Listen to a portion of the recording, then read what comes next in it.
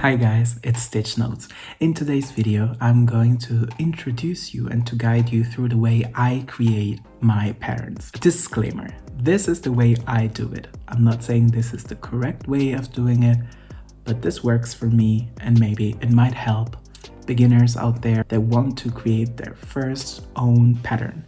If you like this video, please consider subscribing. I am also on Instagram, Stitch Notes, and I basically post every day. I'd be happy to see you there. The first thing I try to focus on is have an idea. Of course, you cannot create a pattern without having an idea. It is very difficult to create something that hasn't been already created by someone else. So the line between copying and being inspired is very fragile. So I don't really know if looking at someone else's pattern or I don't know, looking on Instagram is a good idea, just because as I said, I think there's only so many ways to make something. And I think that's clear. For example, to make a cow, like there's only so many ways to create a shape. That's why creating a pattern, it's kind of complicated. It's all about starting. You cannot create something that looks exactly like something someone else has made. So the most important point is finding inspiration. I personally hate sitting down at my desk and waiting for ideas to kind of come in my direction. That method doesn't work at all for me. But if it works for you, that's perfect. Then do that. But what I do is I just look at the world in a different way. I look at the world in simpler shapes. This helps me and prepares me for the second step, which is drawing it. But before going there, as soon as you have an idea, write it down. It doesn't matter where you are. Get a piece of paper, get your phone, write it down, because ideas come and go. And it doesn't matter if you're young, if you're old, your brain can only contain so much information.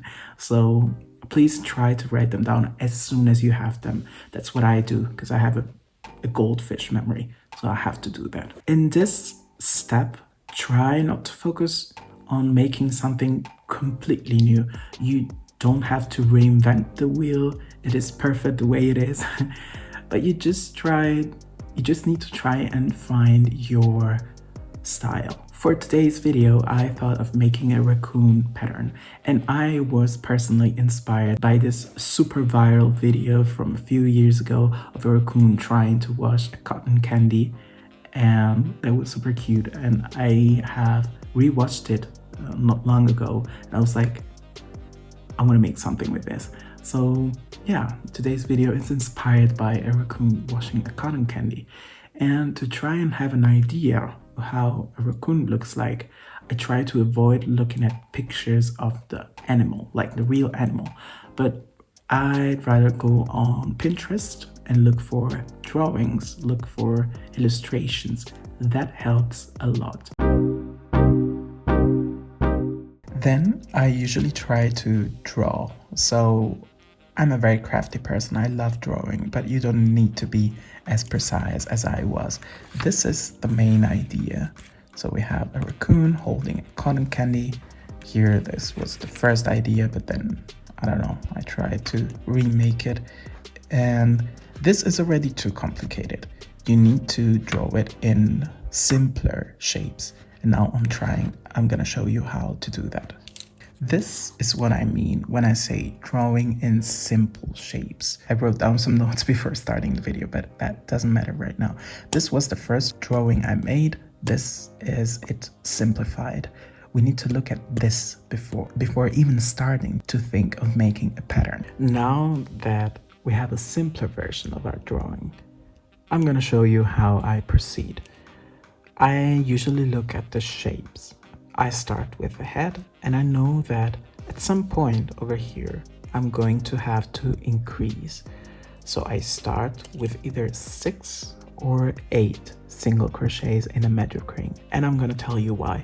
If you start with 6 single crochets and you're using a smaller hook than suggested on the yarn, which is how you make tight stitches for amigurumi, you are very likely going to have a bump on top. And to avoid that, you can start with 8 single crochets instead of 6, and you can proceed using a smaller hook and you're not gonna have a bump on top. So I like starting with 8, but if you don't, you're free to start with 6 single crochets in a magic ring. Then I know that until a certain point I'm going to need to increase to reach the corners here. When I have reached the corners, I know I'm going to make a few rows of single crochets to give it this shape.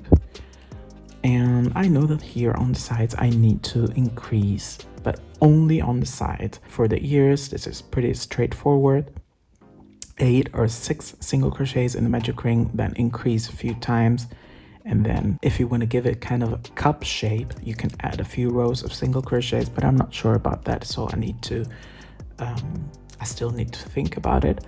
I think I'm gonna do this separately and then stitch it on the head, just because it's much easier compared to tapestry crochet. And then I move to the body. For the arms, I'm gonna use the same technique, 6 or 8 single crochets in the magic ring, then increase, and then a few rows of single crochets. I know at some point I want some black, so I'm gonna switch the color, then I'll go back to the main color and finish the arm. Same, of course, applies to the other arm. And I'm gonna use the same technique for the tail. I'm just probably going to increase a bit more before starting with the lines, with the rows of single crochets. And here again, I'm gonna have at least 1 black stripe. For the body, I think the body is gonna have this kind of a drop shape. So I'm gonna start here, 8 single crochets in a magic ring, then increase, a few rows of single crochets, and here I know I need to decrease to give it this pear shape, let's call it like that. I'm gonna decrease at some point and then continue with a few rows of single crochet upwards. And I usually don't close the end. I leave a hole at the top of the body and the bottom of the head because it's easier for me to stitch them together. But if you don't like it that way, you can do it differently. For the legs, again, just easy, simple shapes. Circle, circle. The feet is something I still need to think about because I've never made them before, and same applies to the cotton candy. Here, I think I'm gonna proceed with some bubble stitches, but I'm not sure about it because that could be very time consuming, and then if I do so, I'm gonna reduce the size of the cotton candy. And for the stick, I think I'm gonna use some wire and cover it with some yarn.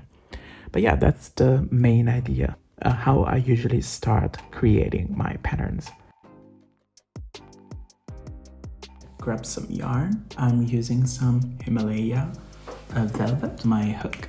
I have been using this hook, which is from Furls, that they kindly sent me, 4.5 or G+. And I'm gonna start with the head. As I said, I'm gonna start with 8 single crochets in a magic ring. And I'm gonna write down everything. So I'm gonna write down as soon as I make the stitches, I'm gonna write them down so I don't forget them. When you start with 8 single crochets in the magic ring, we need to do something different. So we do a row of increases, a row of single crochet and increases alternated 8 times around. And then we skip the row in which we alternate 2 single crochets and an increase. We go straight away to the one in which we make 3 single crochets and an increase. And from this point on, you only repeat everything 6 times, not 8 times. This was my last row in which I was going to increase. As you can see, when you start with 8 single crochets in a magic ring, you don't get that much of a bump, actually almost no bump at all. And this was gonna be, as I said, the last row in which I increased. So from now on, I'm gonna add as many rows as single crochets as I think would be enough. A few moments later. Quick note, in this phase, it is normal to frog a bit. My suggestion would be use yarn that maybe you don't like or in a smaller size, I don't know, but don't do like I do. Don't use the yarn that you want to use for the final product because you end up doing like me. I usually start by making the head, and once I'm done, yeah, here I was showing the cheeks, I start drawing the other parts singularly and try to imagine how many single crochets I'm gonna need to start, on which sides do I need to increase to decrease in order to attain the shape that I want. And I also kind of imagine how many rows I need. Here's after it was done. Moving on, I start with the eye patches and the stripe on the forehead. I know this looks kind of ambiguous, I'm sorry. But yeah, this is my way of trying to imagine how the final result is gonna look like. It's a new day and I just realized I forgot to say something super important, which is play around when you're crocheting. You know that if you want to make something bigger or smaller, you need either to increase or to decrease, but play around with it. Like if you increase only on one side, you can get the cheeks, for example, as I did. Try to play around. There's no right and no wrong. There's no, this hasn't been done before, so it's wrong. This hasn't been done before, so it's original. Just make sure that you're able to explain that when you write down the pattern. When I made my first pattern, the greatest advice that was given me is be creative. That's the greatest advice I want to give you. As I said yesterday, look at the world in simple shapes. A head is a sphere, but no one says it can't be a triangle, it can't be a square. Just be creative. People might be inspired by what you do.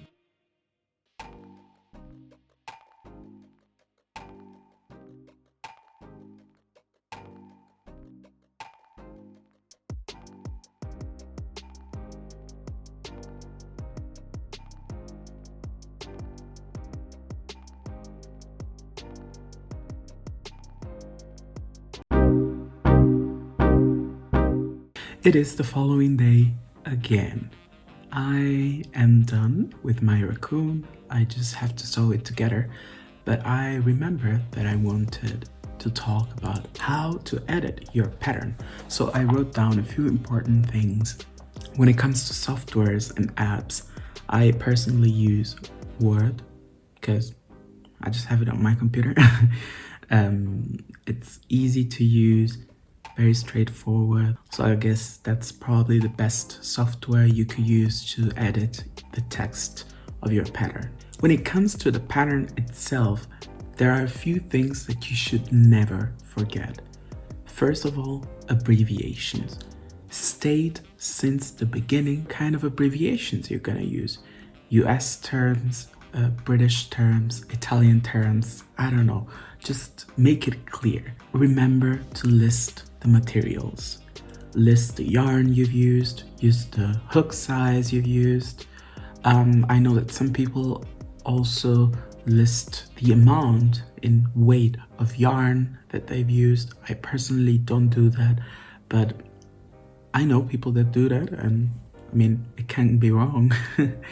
Some people really want to know all the details, and that's your mission when it comes to writing a pattern. People want to reproduce what they see, what you've done.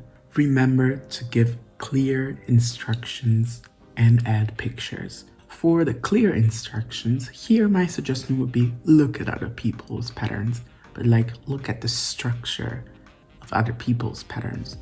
My typical structure is R for row, then the number of the row, then the amount of single crochets, the repetition, and at the end, in brackets, you write the amount of single crochets or stitches that you're gonna have by the end of that row. Even what you think will not help, because you have written the pattern, you know how to create your own plushie, but other people don't. So you always need to think that that pattern is going to be used by people who have never done it before. And this takes us to our final tips. After you have written down your pattern, you have edited your pattern, remember to make another copy of your plushie. Now, this puts you at a crossroad, because you can either decide to make another version yourself, or you can hold a pattern tester's call. This means people are going to apply because they want to try your pattern, and they are going to get a free pattern, and in exchange they have some duties. This sounds a bit too serious, but yeah, I mean, you get the idea. They need to test your pattern. They need to see if there are mistakes, typos, if I don't know, if you forgot to add something, if something needs to be adjusted. So that's kind of a symbiotic relationship. They get something, you get something. I'm very happy with how it turned out. Not really happy about the eye patches and the stripe on the forehead, but considering it was written and realized in 3 days, I can't really complain. I just finished. Ta-da! I know the nose looks a bit weird and the head, just because the stuffing inside has been moving around while I was sewing the pieces, and I still haven't had time to adjust it a bit, but it's done. In the end, I've decided not to give him any cones or anything for the cotton candy, just because in the video there wasn't any, and I thought it would look nicer if it just held the cotton candy in his tiny little hands.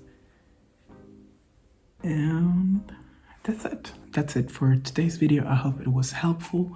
I hope you too will be able to create your own pattern, and I would love to see what you create. So if you come up with one of your own, and if this video was helpful, let me know in the comments and tag me on Instagram so I can, why not, share your pattern with my followers. Thanks for watching, and I'll see you next time.